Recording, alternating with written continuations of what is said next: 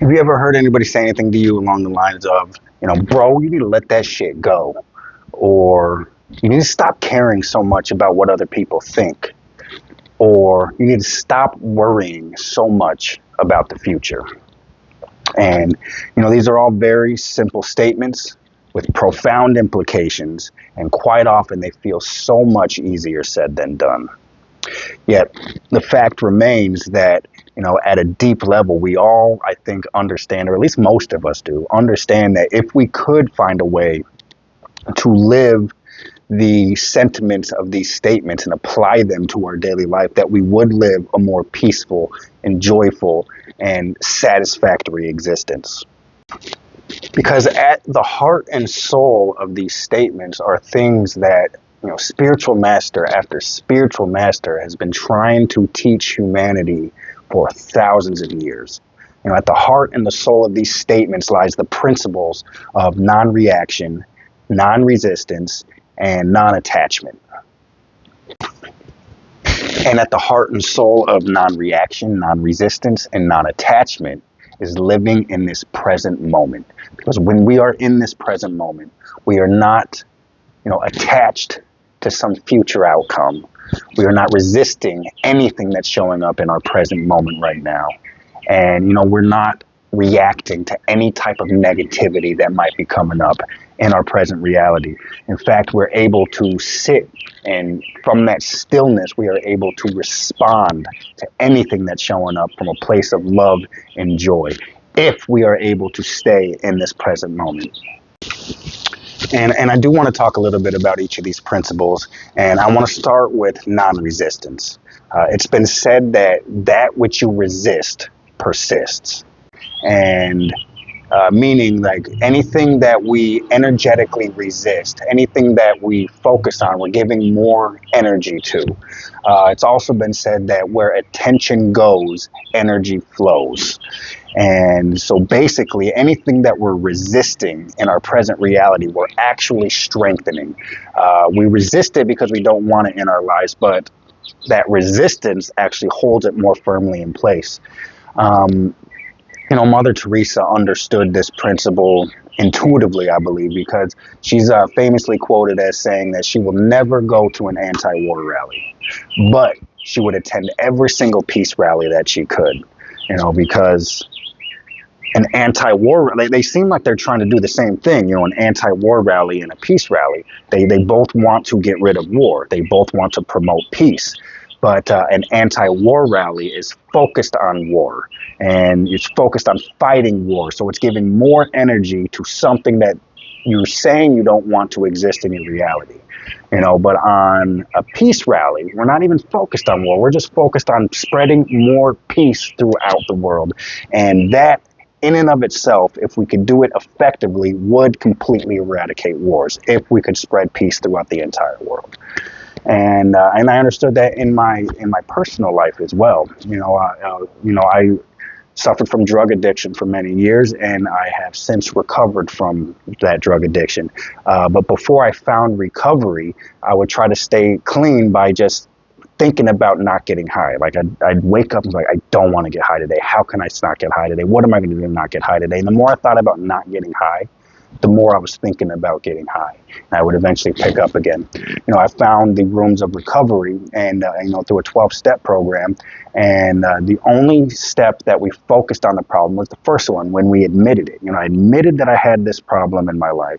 And then the rest of the 12 steps, the 11 steps after that first one, takes my mind off of the problem and onto the solution, which involved clearing away the wreckage of my past and developing a relationship with a higher power, or a God of my own understanding. And focusing on the solution rather than the problem is where the solution comes from. Resisting the problem never did anything for me, but embracing the solution is when I found true peace and contentment and long-term sobriety. And to make the same point with Mother Teresa's quote about not attending any anti-war rallies, but going to all the peace rallies she could go to, she was basically said, yes, war is a problem. Okay, so what is the solution to war? The solution to war is peace. So she said, I'm not going to resist wars. I'm going to embrace peace. Do you see energetically, even when you think about the two, about resisting one thing and embracing another, energetically, they just feel different.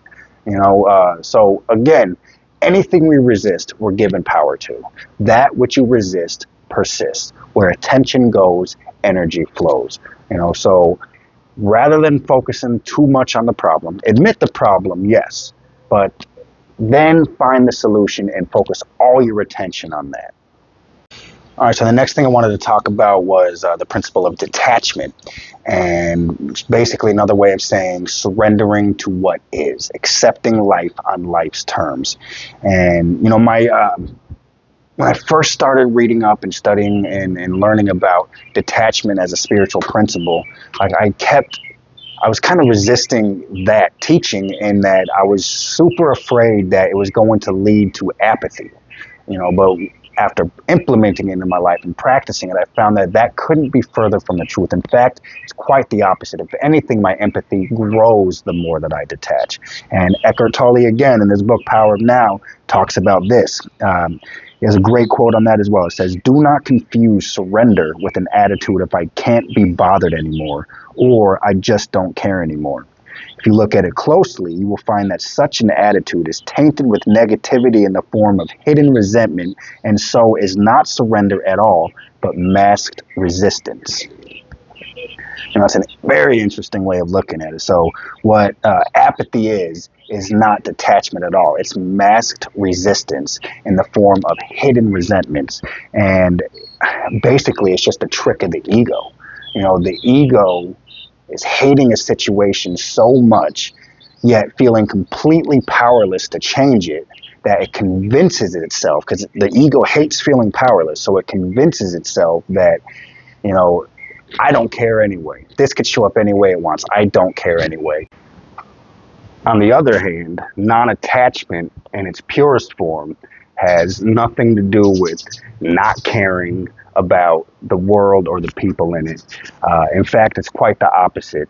Non-attachment in its purest form means that we care deeply about the world and the people in it. We care so much about them that we love the world and its people unconditionally enough to allow it to show up exactly as it's showing up, with no need to change it in any way.